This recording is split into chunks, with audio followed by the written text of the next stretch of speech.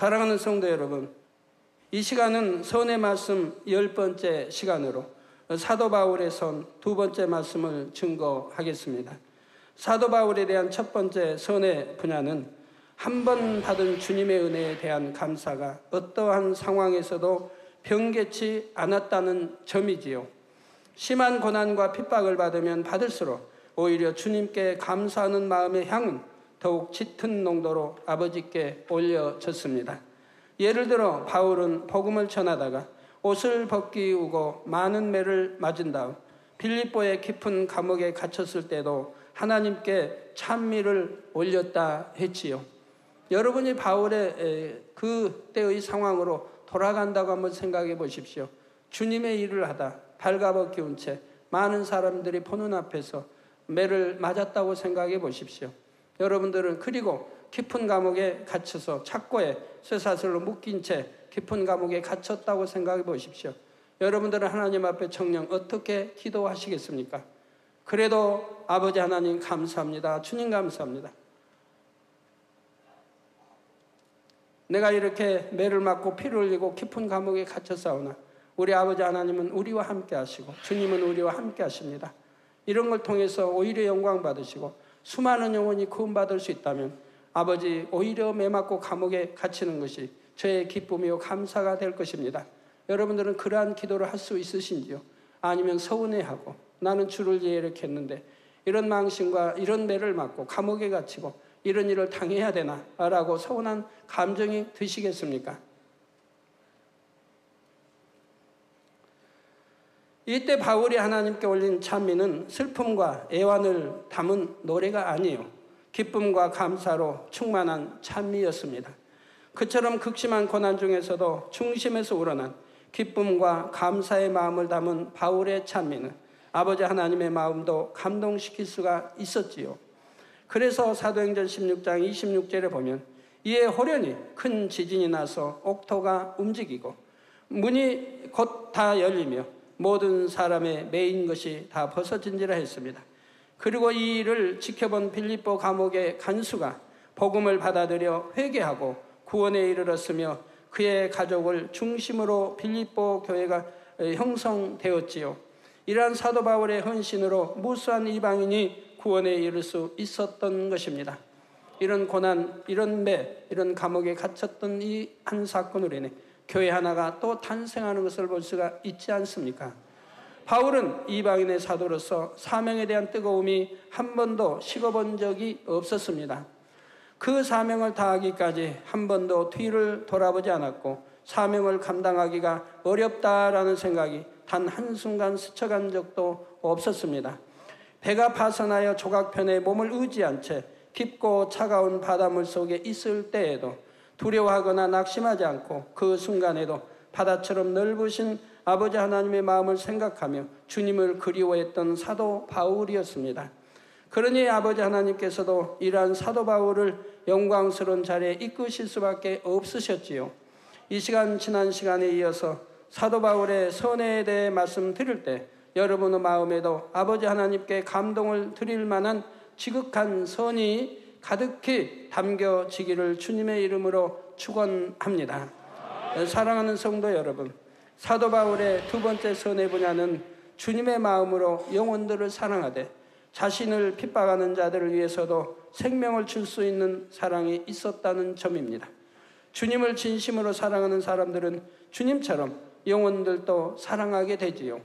예수님께서 이 땅에 오시고 십자가를 치신 이유가 오직 죄인들을 구원하기 위함이라는 사실을 마음 깊이 깨우치기 때문입니다.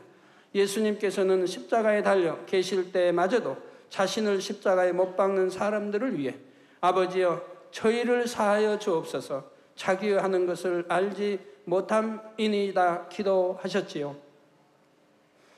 또한 내가 목마르다 말씀하심으로 영혼 구원에 대한 간절한 심정을 나타내셨습니다. 그러므로 정녕 진실로 주님을 사랑한다면 죄로 인해 사망을 향해 가는 영혼들을 긍휼과 사랑으로 바라볼 수밖에 없는 것이지요.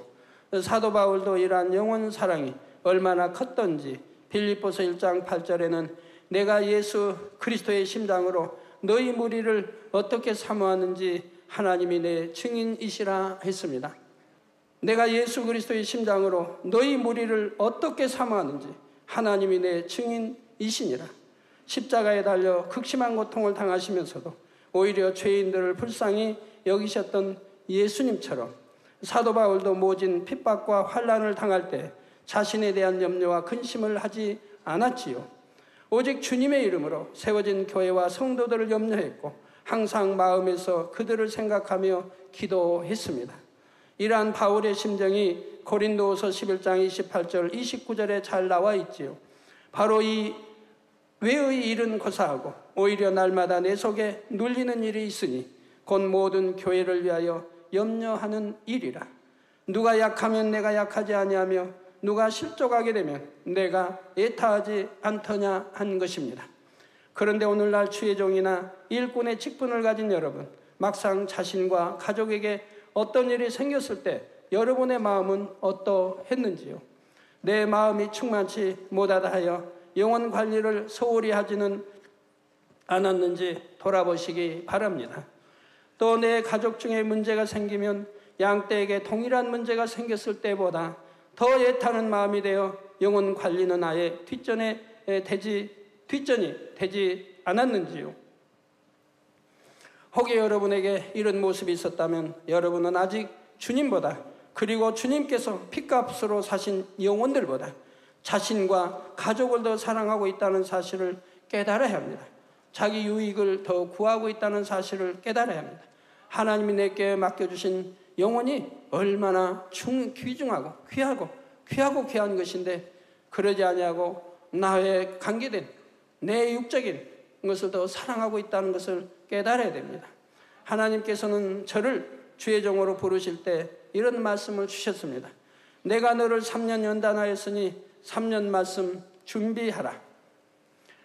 너는 나 사랑하기를 내 부모, 형제, 아내, 자식보다 더 사랑하였느니라. 너는 즉시 가게를 내놓고 나의 길을 가며 아내가 가게를 맡게 하라 하신 것입니다. 하루도 틀리지 아니한 만 3년 연단이었습니다. 그리고 3년 연단이 끝나자 바로 영으로 들어갔고 그때부터 하나님의 놀라운 축복과 밝은 성령의 음성과 인도를 받았던 것입니다. 물론 그때부터 권능도 나타났지만 그때는 누가 기도받으러 오는 사람이 없기 때문에 그런 걸 알지 못했을 뿐인데 그러나 그때부터 이미 권능은 주어졌던 것이고요. 자, 이렇게 하여 주의 종이 되고 교회를 개척하여 오늘에 이르기까지 저는 오직 아버지 하나님의 영광을 위해 그리고 아버지께서 맡겨주신 영혼들을 위해 살았습니다. 저희 세 딸이 기도원장이 너무 잘합니다. 오직 하나님의 영광을 위해서만 살았고 하나님의 영광이 아니라면 내 자식들이라 할지라도 내 육의 아내라 할지라도 전혀 상관하지 않았습니다. 오직 하나님의 영광을 위해서만. 가족들과 지내는 시간보다 하나님 앞에 기도하는 시간이 대부분이었고 그나마 시간이 나면 성도님들과 함께 했죠. 저는 신학교 4년 다니면서 제 고향에서 오신 부모님이든 또는 서울에 있는 모든 형제든 함께 한 번도 즐겨보지 못했습니다. 어디 야외에 가서 한번 즐겨본 일도 없고 그런 일들을 해보지를 못했습니다. 오직 하나님 나라를 위해서 죄종으로서 준비해 갔던 것이지요.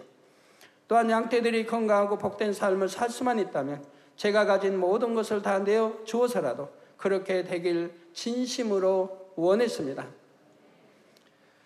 우리 기도원장님이 단일철야 인도하면서 금요철에 말씀한 대로 잊혀진 여인 이렇게 말씀했는데 참 제가 개척 때도 한 상황을 이렇게 설명하면 광적교회에 이렇게 계시 받으러 가면요 오히려 기도원 측에서 사람들이 저를 너무 불쌍히 여겼어요.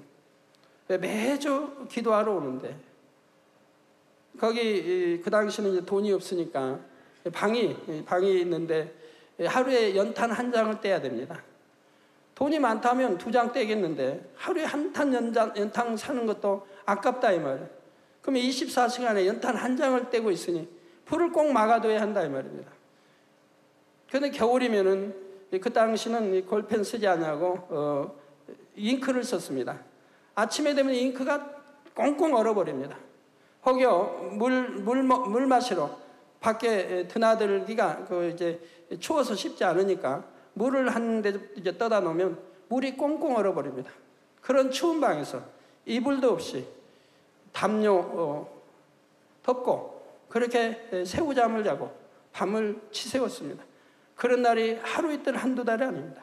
그렇게 해서 겨울을 보내고 봄을 맞이하고 또 여름을 보내고 또 겨울을 맞이하고 오직 하나님 교통하며 계시받기 위해서 더 깊이 영의 세계로 들어가기 위해서 이 아침에 이제 이게 계시 저녁에 다 받고 그리고 준비하고 이제 저녁에 들으면 늦지요. 그러고 나서 새우잠을 그 추운 데서 꽁꽁 얼어 구부리고 새우잠을 잡니다. 그리고 아침에 일어나려고 하면 보통 일어나기가 쉬운 게 아니에요. 그렇지만 또 아침 일어나면 새벽 예배를 드려야 하고 그리고 아침밥을 먹고 또 산에 가서 또 기도를 해야 되니까 날마다 반복되는 그런 시간이지만 또 그렇게 해서 일어나야 됩니다. 그리고 새벽 예배를 떨면서 봅니다. 그리고 아침밥은 뭐 별로이 반찬이 큰 것도 아니고요. 때로는 연탄불이 없는 아주 굴 같은 이제 그곳에 들어가서 하여튼 한 평도 안 될까요? 저 혼자 발 뻗으면 딱 잘만한 그런 곳이에요. 거의 연탄불도 없어요. 그런 데 가서 또 잘 때가 대부분 그렇게 잤고요.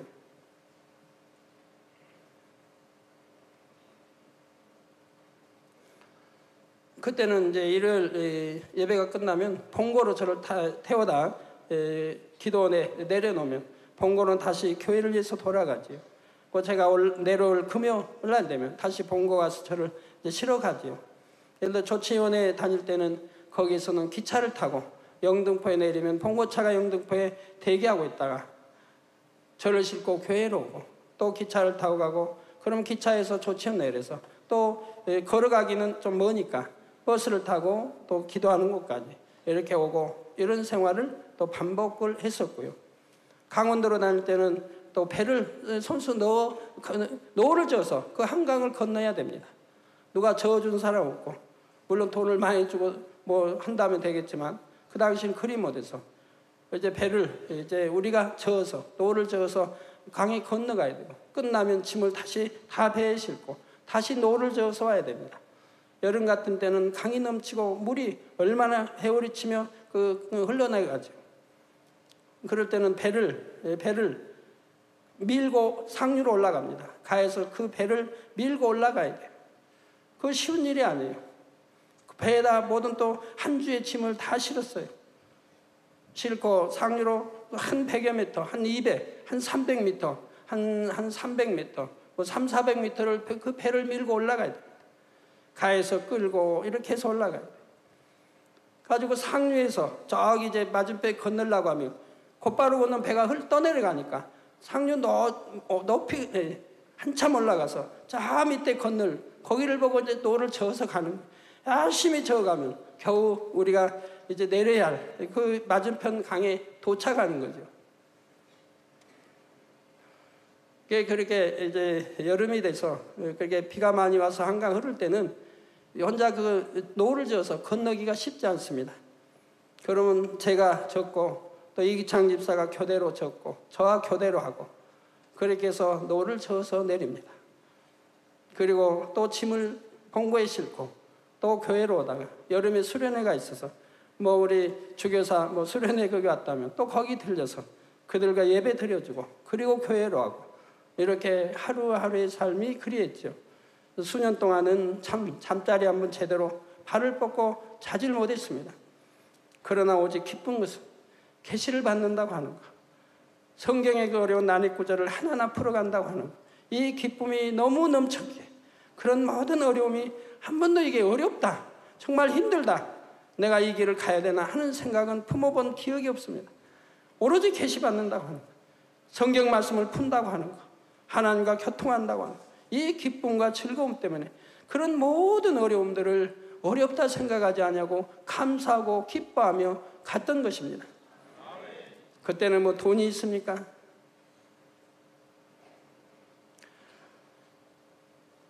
사도 바울을 생각하면 그래서 제가 항상 눈물이 나요. 나는 그래도 사도 바울보다는 더 낫지 않은가. 핍박도 덜 받았고 어디 매를 맞은 것도 아니고 감옥에 간 것도 아니고 사도 바울이 누가 약하면 내가 약하지 아니하며 누가 실족하게 되면 내가 애타하지 않더냐 한 것처럼 저 역시 병들어 아픈 성도가 있으면 그 성도의 아픔이 제 아픔이었습니다.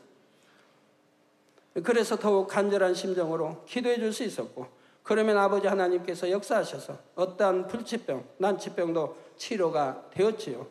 또한 양떼가 범죄하면 제가 대신 회개하고 애통하며 하나님의 긍휼을 구하는 기도를 많이 했습니다. 그럴 때도 저는 저 성도의 잘못을 용서해 주옵소서 한 것이 아닙니다. 아버지, 제가 잘못했습니다. 제가 목자로서 양떼를 잘못 가르쳐서 그렇습니다라고 기도했죠. 근데 아버지 하나님께서 이제 이렇게 기도하지 말라고 지난주에 그런 말씀을 했습니다. 저지난주에 그런 말씀을 주셨습니다. 네가 뭐 잘못했다 용서해 줍시오. 내가 잘못 가르쳤으니 하나님 용서해 줍시오. 그렇게 이제는 기도하지 말라고 이렇게 말씀했습니다. 너는 잘못한 것이 없고 진리 말씀대로 어찌하면 천국과 좋은 세상 인도해서 가르치고 눈물로 애타게 호소하며 가르쳤지만 그들이 순종하지 않은 것이지 네가 잘못한 한 가지도 없으니 잘못했다라는 기도를 하지 말라고 이렇게 말씀을 했습니다. 그러면 아버지 하나님께서는 저의 간구를 들으시고 용서받기 힘든 경우에도 회개의 기회를 다시 허락해 주셨습니다. 하나님 앞에 심히도 범죄함으로 하나님의 긍휼을 입기 힘든 성도들을 위해 제가 대신 간구할 때 제 마음과 몸은 사람으로서는 견디기 힘든 고통을 감수해야 합니다. 마음은 촛밀처럼 녹아지며 진액을 다해 기도하며 심히도 기가 빠져서 혼자 서 있기도 힘이 들며 때론 견디기 힘든 경련과 싸워야 했습니다. 그러나 이때도 제 몸으로 와지는 고통보다도 성도들로 인한 마음의 고통이 더 힘든 것입니다. 사도 바울도 성도들이 하나님의 뜻을 거스려 행할 때 얼마나 애통했던지요. 그래서 빌립보서 3장 18절에는 내가 여러 번 너희에게 말하거니와 이제도 눈물을 흘리며 말하노니 여러 사람들이 그리스도 십자가에 원수로 행하느니라 고백하기도 했습니다. 그러기에 사도 바울은 각처의 교회를 다니면서 어찌하든지 성도들이 복음의 진리 안에 살도록 밤낮 눈물로 각 사람을 훈계하기를 쉬지 않았지요. 이 모든 것이 주님의 핏값으로 사신 영혼들을 너무도 사랑하기 때문이었던 것입니다. 그런데 사도 바울의 영혼 사랑은 복음을 받아들인 성도들에게만 국한되지 않았습니다. 복음을 받아들인 성도들은 그래도 구원의 테두리 안에 있지만 복음을 배척하고 오히려 핍박하는 무리들은 구원을 받을 수도 없지요. 이에 사도 바울은 항상 빚진 자의 심정으로 어떻게 하면 복음을 배척하고 핍박하는 사람들도 구원으로 인도할 수 있을까를 생각했던 것입니다. 이러한 사도 바울의 심정이 바로 본문 로마서 9장 1절에서 3절에 잘 나와 있습니다. 내가 그리스도 안에서 참말을 하고 거짓말을 아니하노라. 내게 큰 근심이 있는 것과 마음에 그치지 않은 고통이 있는 것을 내 양심이 성령 안에서 나로 더불어 증거하노니. 자, 여러분들도 크고 적은 근심들이 있겠고 큰 근심이 있는 분도 있겠고 마음에 그치지 않는 고통이 있는 분들도 있을 겁니다. 그러나 사도 바울과 여러분들이 비교하여 보십시오. 사도 바울은 육적으로 보면 너무나 많은 근심이 있을 수밖에 없습니다. 무슨 의식주 문제가 있습니까? 가족이 있겠습니까? 가족과 다 결별하고 상의도 하지 않냐고 하나님이 부르실 때 바로 최종 길로 간 겁니다. 가족과 상의하지 않았습니다. 그런 공부도 그렇게 많이 했고 가문도 좋고 로마 시민권도 있지만 하나님이 최종을 부를 때 가족과 상의하지 않고 갔습니다. 형제들과 상의하지 않았습니다. 성경에 기록되어 있지요. 왜? 하나님이 직접 불렀는데 누구하고 상의해서 허락을 받습니까? 그런다면 하나님을 성케 하는 일 아닙니까? 하나님이 부르셨다면 당연히 가야 하는 거죠. 그래서 사도 바울의 큰 근심은 무엇이었나? 사도 바울이 그치지 않은 고통은 무엇이었습니까? 오직 하나님의 나라 의를 위해서 했던 것이죠. 이게 근심 걱정이 얼마나 많이 있겠습니까? 그러나 그런 걸 근심 걱정이라 하지 않았습니다. 오로지 하나님 나라 의를 위해서 근심하고 교회를 위해서 영혼을 위해서 근심하고 고통을 받았던 것입니다. 나의 형제고 그래서 그것이 고통이 있는 것을 내 양심이 지금 말하는 이 말이 참이라는 거, 거짓이 아니라는 거. 이 양심이 성령 안에서 나로 더불어 증거한다. 성령님이 증거한다.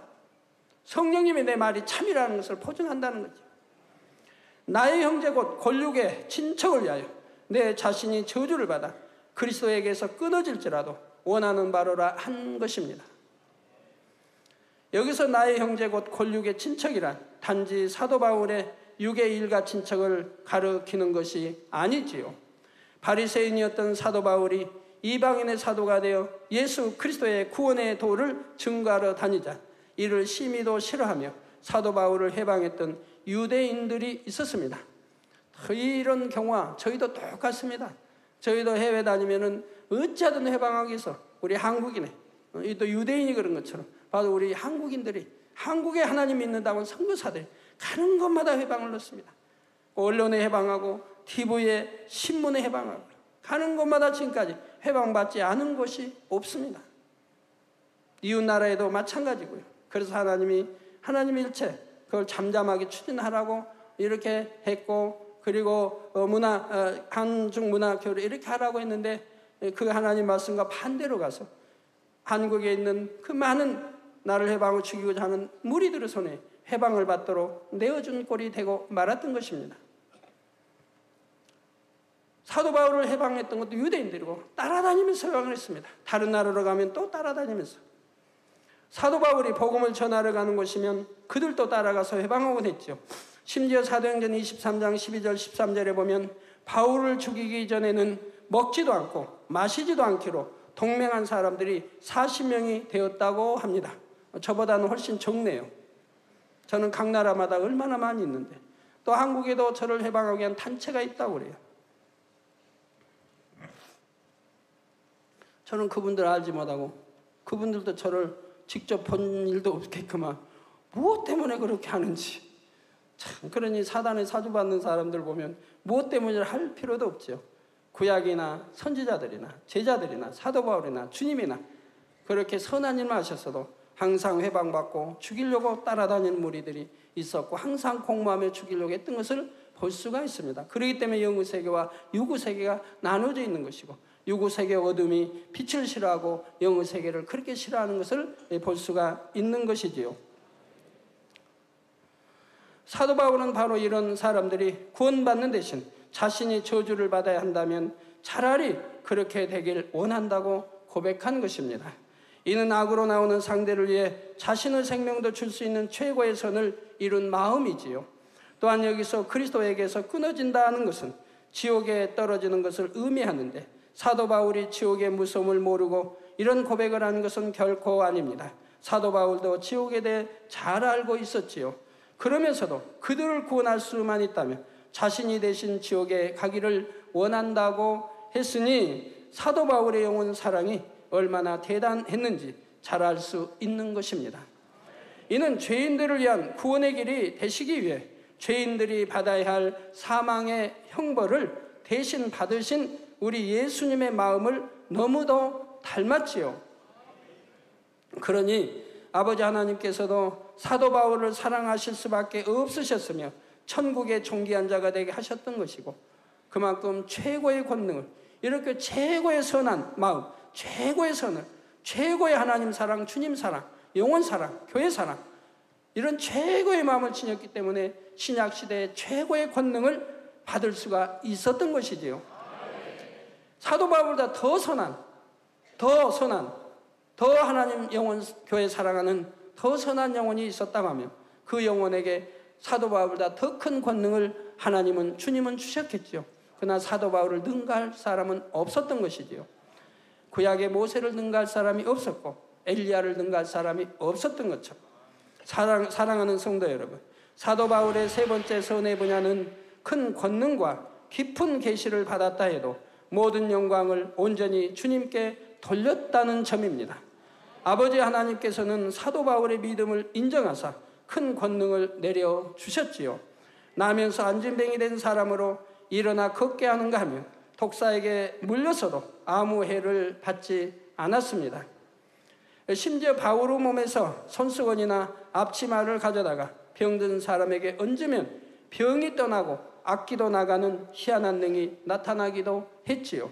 사도 바울은 이처럼 놀라운 권능을 나타내면서도 결코 마음이 높아지지 않았고 오직 모든 영광을 주님께 돌렸다는 사실입니다. 바로 고린도후서 15장 10절에 그러나 나의 나된 것은 하나님의 은혜로 된 것이니 내게 주신 그의 은혜가 헛되지 아니하여 내가 모든 사도보다 더 많이 수고하였으나 내가 아니요 오직 나와 함께 하신 하나님의 은혜로라 고백한 바와 같지요. 사도 바울은 이처럼 겸손한 마음을 가졌고 날마다 죽어지는 삶을 통해 깨끗한 마음을 이뤘기에 아버지 하나님과 밝히 교통하며 하늘에 신령한 것을 많이 체험했습니다. 그래서 하나님은 사도 바울로 하여금 천국도 보게 해주시고 하늘에서 얻게 될 상급도 알려주셨지요. 이에 사도 바울은 영의 것에 대한 사모함이 그 마음에 사무치도록 더해졌고요. 영의 것에 대한 사모함이 더해짐에 따라 주님께서는 깊은 계시를 통해 사도 바울에게 더 많은 것을 알려주셨습니다. 아버지와 주님과 성령에 대해 또한 천국과 멜기세덱에 대해서 등 깊은 영의 세계를 풀어주셨던 것입니다. 사도 바울이 이러한 영의 말씀들을 통해 아버지의 마음을 더 깊이 알면 알수록 아버지에 대한 사랑, 주님에 대한 사랑도 날로 더욱 승하게 되었습니다. 사도 바울은 이 깊은 영의 말씀들을 마음에 잘 간직하였으며 받을 만한 사람에게는 들려줌으로 주님을 더 사랑할 수 있도록 이끌었지요. 그러나 모든 분야에 절제할 능이 있었으므로 받지 못하고 이해 못할 사람들에게는 들려주지 않았습니다.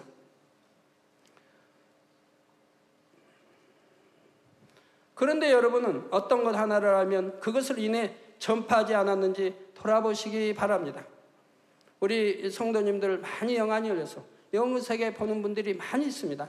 그러나 잠잠합니다. 그걸 들리거나 자랑하지 않습니다. 그것이 유익되지 않은 것을 알기 때문에 꼭 필요할 때 말합니다. 그래서 그분들이 밝히 하는 분도 저에게 와서도 감히 말하지 않습니다. 꼭 은혜되고 꼭 목자에게 힘이 되겠다 할 때만 알려주지요. 그러나 제가 단에서 전에 말씀드렸습니다. 내가 영안이 열려서 본다, 또 어떤 계시를 받는다, 이런 말을 함부로 하는 게 아닙니다. 제가 하나님께 계시받는 자는 없다는 사실을 아시기 바랍니다. 제가 누누이 말씀드리죠. 계시는 저에게만 주셨고 또 대언자 주셔서 제가 거기에 매달 기도할 수 없기 때문에 대신 기도하여 풀어받도록 이렇게 했던 것이죠. 저를 위해서 임하는 것이고요. 그래서 우리 교회 하나님이 예언자도 하나도 없다 했고 계시받는 자도 하나도 없다 했습니다. 그래서 하나님과 직접 계시를 받아 앞일에 대해서 알리고 하는 것은 저에는 없는 것입니다. 그런데 하나님이 내가 교통한다, 계시받는다 하면 아니 되는 것이고 하나님과 교통할 수 있다면 자신이 바라봐야 됩니다. 나는 한 점 거짓말하지 않았는가? 나는 한 번도 육체를 행하지 않냐고 수년 동안을 성결되게 악은 모양도 없이 살았는가? 그런 사람이 불같이 기도하여 뜨겁게 하나님을 사랑하고 주님을 사랑하고 영혼을 사랑하고 교회를 사랑한다면 하나님이 교통할 수 있는 것이죠. 그렇지 아니했다면 내가 감히 말할 수 있는 것이 아닙니다. 제가 전에도 누누이 말씀드립니다. 여러분이 정말 참 하나님부터 은혜를 받았다고 하면 그것을 입증할 수 있는 증거를 내야 됩니다. 입증할 수 있는 건 뭐라고 제가 했습니까? 여러분들이 영안일세를 봤다고 합시다. 봤으면 다른 사람들도 동일하게 봅니다. 그들과 일치해야 한다고 했습니다. 그러면 여러분이 써내주시면 다른 사람 본 것과 일치해야 된다 이 말입니다. 그런데 빛을 봤다. 빛은 우리 수많은 성도가 봅니다. 아이들도 봅니다. 잠잠할 뿐입니다.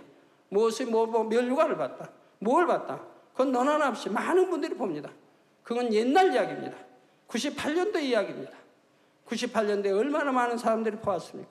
99년도에도 얼마나 많은 사람이 봤고 수련회 가면 대부분이 초신자라 할지라도 단의 끝들을 보지 않았습니까? 빛을 보았습니다. 이제 와서 그런 걸 본다. 우리 성도님이 다 하지 않습니다. 이제는 다 지난 과거 이야기요. 이제는 더 깊은 것을 사모하고 가는 것입니다. 그거는 초단계 일이고 이제는 더 깊은 영의 세계를 사모하고 가는 것이라 이 말입니다. 여러분 태권도 하는 운동하는 아이들이 태권도 예를 들어 태권도 하는 아이들이 처음에 흰띠를 땁니다. 흰띠 딸 때는 신나는 게 없죠.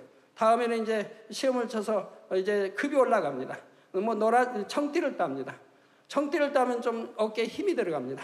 이제 노란띠를 땁니다. 힘이 더 들어갑니다. 아이들이라도 초등학생이라도 힘을 주고 뻐기면서 다닙니다. 체육관 갈 때도 그 띠를 탁 차고 갑니다.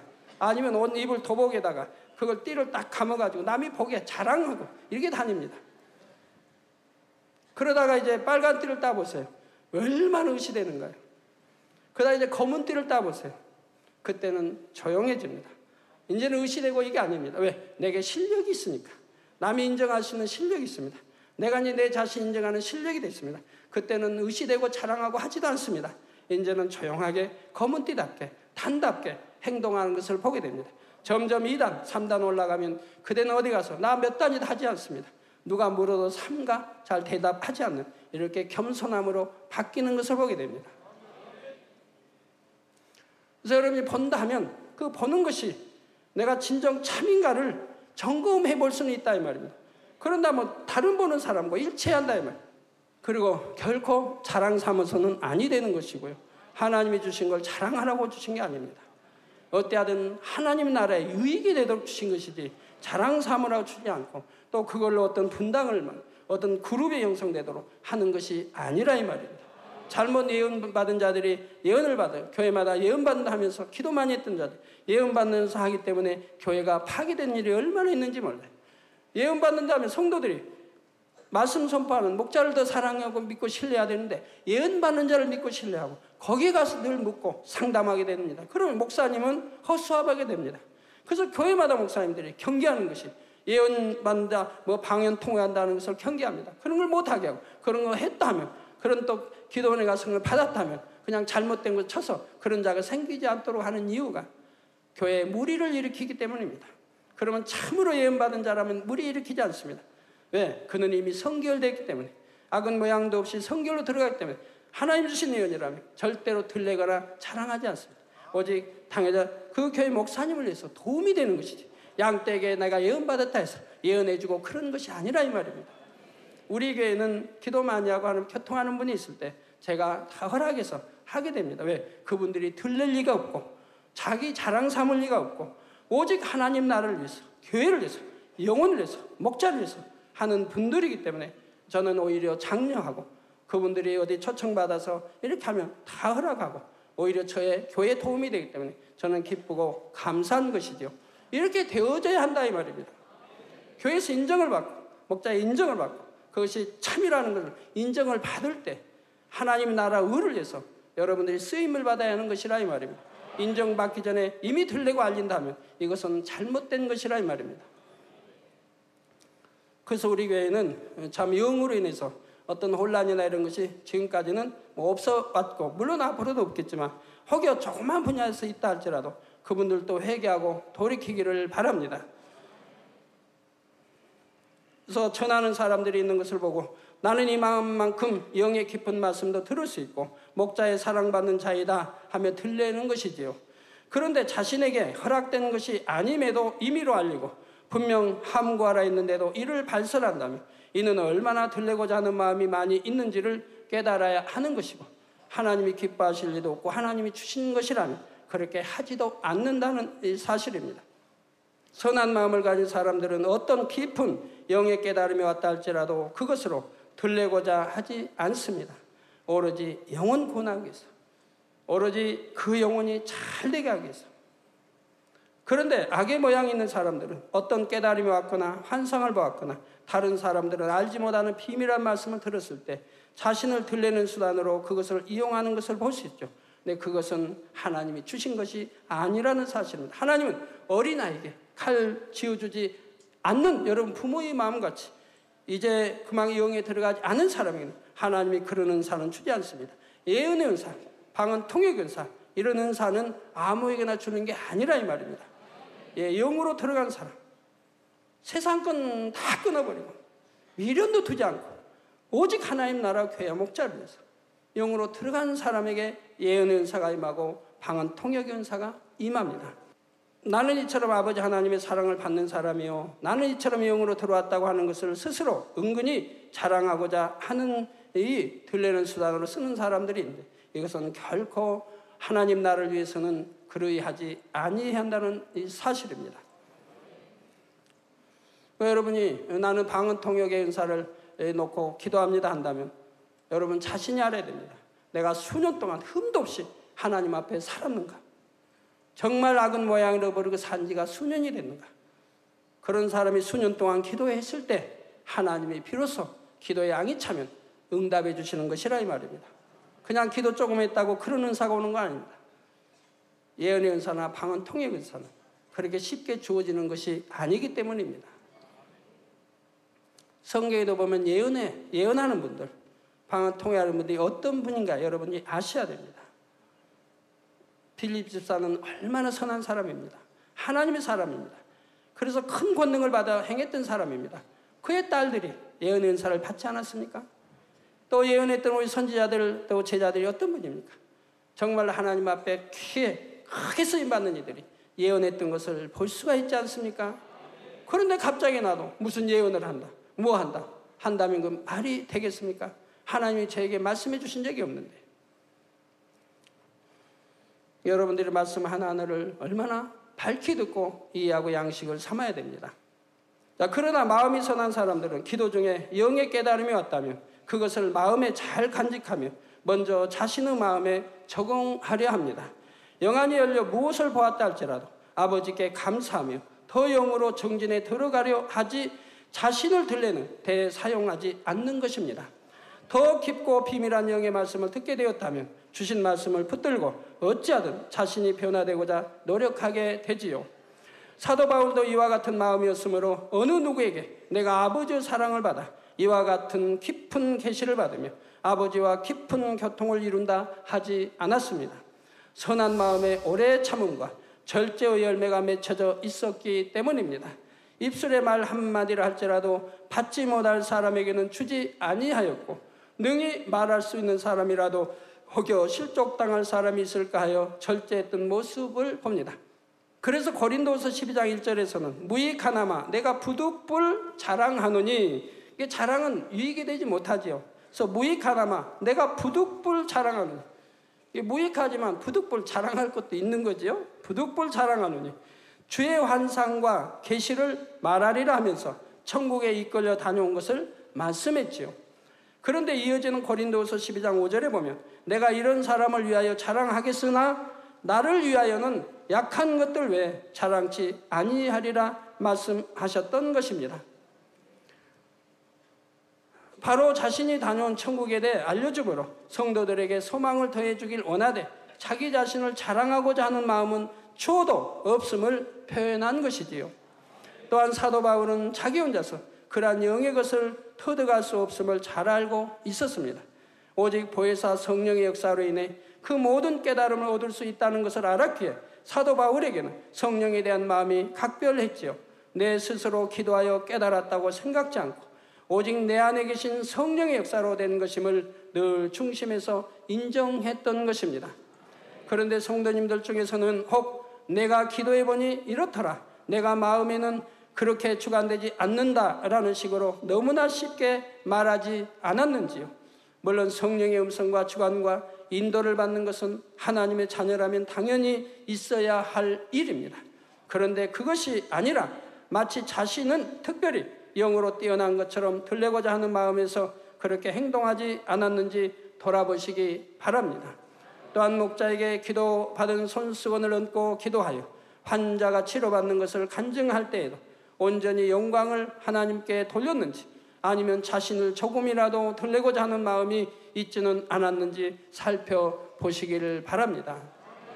마음이 선한 사람은 결코 하나님의 영광을 자신이 가로채지 않으며 온전히 영광을 하나님께 돌립니다.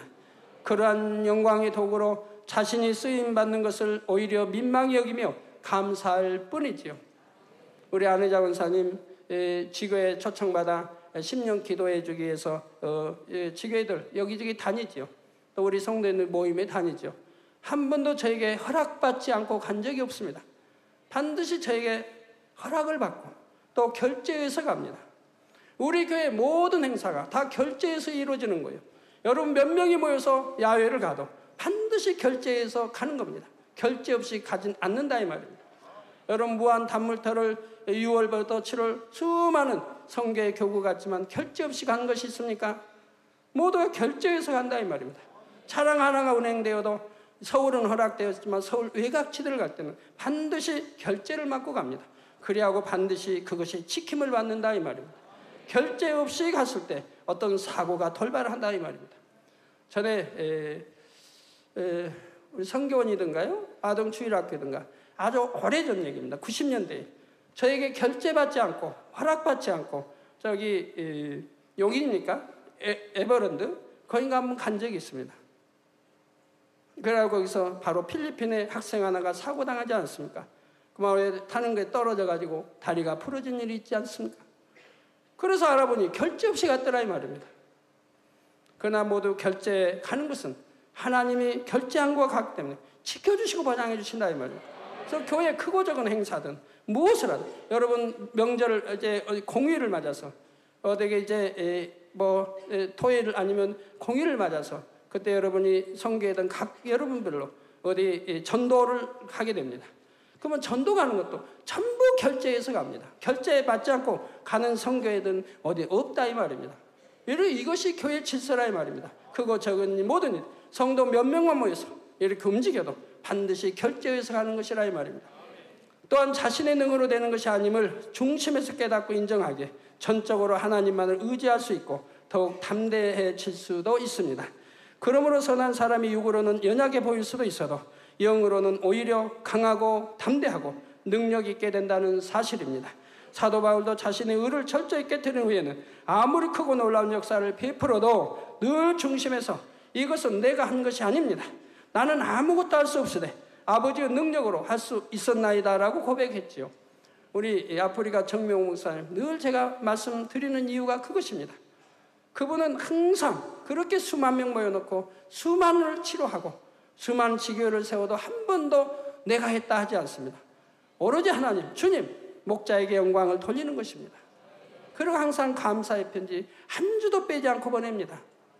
제가 저번에 미국에서 온 이거 편지를 읽어드렸죠. 미국에서 이제 그 만민 신문 돌리고 한 거 금요철 땡에 읽어드렸죠. 거기 미국에도 한 주도 빼지 않고 저에게 정성들에게 얼마나 종이도 깨끗하고 좋은 데다 늘 써오릅니다. 이렇게 하는 사람도 있는가 하면 어디는 해외 선교사로 가서도 한 달에 한 번도 연락도 주지 않고 보고도 하지 않고 그런 선교사도 있고 종도 있다 이 말입니다. 그리고 반년 후에 언제라도 만나면 죄송합니다. 게을러서 죄송합니다. 옹살. 다음에는 안 그러겠습니다. 그리고 또 가서 또 그런다 이 말이에요. 거짓말하고 있는 거죠. 다음에 안 그랬다면 안 그래야 되는데 거짓말이라 이 말이에요. 그거 돌아가서 또 여전히 또 그런다 이 말이에요.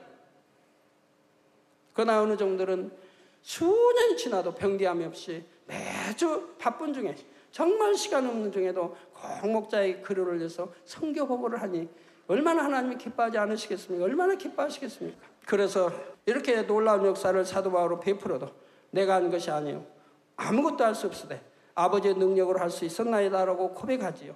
어떤 권능을 행했다 하더라도 그 권능이 자기 것이 아니었고 아버지의 권능을 대신하였을 뿐이라 했습니다. 그러니 크고 놀라운 권능을 행할수록 자신은 더 낮아만 지고 아버지의 영광은 더 커져만 가지요. 아버지 하나님께서는 바로 이러한 선한 중심을 가진 사람을 찾으시고 은사도 권능도 주셔서 쓰신다는 사실입니다. 우리 모든 성도님들과 일꾼들과 주의 종들 가운데 많은 분들이 이처럼 선한 중심을 가지고 아버지 하나님께 능력을 받아 귀히 쓰임받게 되시기를 바랍니다. 결론을 말씀드립니다. 사랑하는 성도 여러분, 고린도후서 4장 7절에 보면 사도 바울은 우리가 이 보배를 질그릇에 가졌으니 이는 능력의 힘이 큰 것이 하나님께 있고 우리에게 있지 아니함을 알게 하려 함이라 했습니다. 자신은 깨어지기 쉬운 질그릇과 같은 존재이나 보배 곧 예수 그리스도로 말미암아 하나님의 힘이 큰 능력이 임한 것임을 고백했지요. 아버지 하나님께서 전에 제게 사도 바울에 대해 비유로 말씀하시기를 흙 속에 묻힌 크고 깊은 그릇이었다 말씀했습니다. 흙 속에 묻힌 크고 깊은 그릇이었다. 하나님은 흙 속에 묻힌 이 그릇을 아시기 때문에 그를 발굴하여 깨끗이 닦아서 크게 사용하시는 겁니다. 깨끗한 그릇 만들어서 흙 속에 묻힌 크고 깊은 그릇이었기 때문에 하나님은 아시고 그를 불러서 한 번 만나는 체험을 줬는데 그는 일변에 죽기까지, 젊은 청년 때부터 죽기까지 오직 주님만 위해, 복음만 위해 그 많은 핍박을 받으면서도 감사하고 기뻐하며 달려가지 않았습니까? 그러니 하나님이 흙 속에 묻힌 크고 깊은 그릇이라고 말씀한 것이지요. 아무리 좋은 그릇이라도 흙 속에 묻혀 있으면 아무런 가치가 없으나 흙 속에서 꺼내어 흙을 털어내고 깨끗이 한 다음 마른 걸레로 닦아서 윤기를 내면 유용한 그릇이 되지요. 사도 바울이 바로 이 같은 경우로서 아버지 하나님께서는 바울의 중심을 보시고 택하셔서 단련하신 다음 참된 사도가 되게 하셨습니다. 그리고 사도 바울이처럼 하나님께 택함 받을 수 있었던 이유를 선의 관점에서 2시간에 걸쳐 3가지로 말씀드렸지요. 첫 번째는 한 번 받은 바 주님의 은혜에 대한 감사가 어떠한 상황에서도 변개하지 않았던 점이었고, 여러분들 지금까지 신앙생활 10년, 15년 하시면서 20년 하시면서 한 번도 변개하지 않았다 하신 분들은 정말 이런 그릇입니다. 하나님이 크게 쓰실 그릇인 거예요. 한 번도 변개함이 없었다. 나는 지금까지 진리를 듣고 알면서 이제 진리대로 행하기 위해서 온갖 죄를 버리고 악을 버리고 세상을 끊어가고, 그래서 오직 성결로 영으로 달려왔습니다. 그런 분이라면은 정말 하나님이 크게 보시는 큰 그릇이지요. 어찌 하나님이 크게 사용하지 않으시겠습니까? 그런 그릇이 몇 명이나 있는지, 이미 그런 그릇은 다 드러나 있겠지만 몇 명이나 있는지, 여러분 신앙생활 10년, 15년 잘 열심히 해온다고 해왔다가 이제 막판에 와서 얼마나 남았다 막판에 와서 어떤 범죄하고 간음하고 음욕을 품는다면 지금까지 쌓아온 상급이 얼마나 물거품이 됩니까? 하나님이 얼마나 실망하시겠습니까? 그런 일은 추호도 없어야 할 것입니다. 그 얼마나 심히 자기가 자신을 바라봐도 심히 애통할 일이고 어리석은 행동입니까? 내가 하나님 사랑한다고 교회에 그만큼 머리대고 충성한다고 해왔던 그것이 이제 와서 나를 더럽혔습니다. 얼마나 하나님 앞에 정말 죄송하고 민망하고 감히 얼굴을 들어 기도할 수 없는 거 아니겠습니까? 결코 그러한 어리석은 일이 한 건도 발생하지 않기를 바랍니다. 두 번째는 주님의 마음으로 영혼들을 사랑하되 자신을 핍박하는 자들을 위해서도 생명을 줄 수 있는 사랑이 있었던 점이었지요. 마지막 세 번째는 큰 권능과 깊은 계시를 받았다 해도 모든 영광을 온전히 주님께 돌렸던 점이 아버지 하나님께서 보시기에 선이라 했습니다. 고린도전서 11장 1절에서 사도 바울은 내가 그리스도를 본받는 자 된 것 같이 너희는 나를 본받는 자 되라고 고백했습니다. 이 말씀처럼 오늘날 여러분 가운데서도 사도 바울의 선을 온전히 본받아 참으로 권능 있는 주의 종과 일꾼들이 많이 나올 수 있기를 바랍니다. 그래서 마지막 성령의 사역을 온전히 이루어 아버지 하나님께 크게 영광 돌릴 수 있기를 우리 주 예수 그리스도의 이름으로 축원합니다.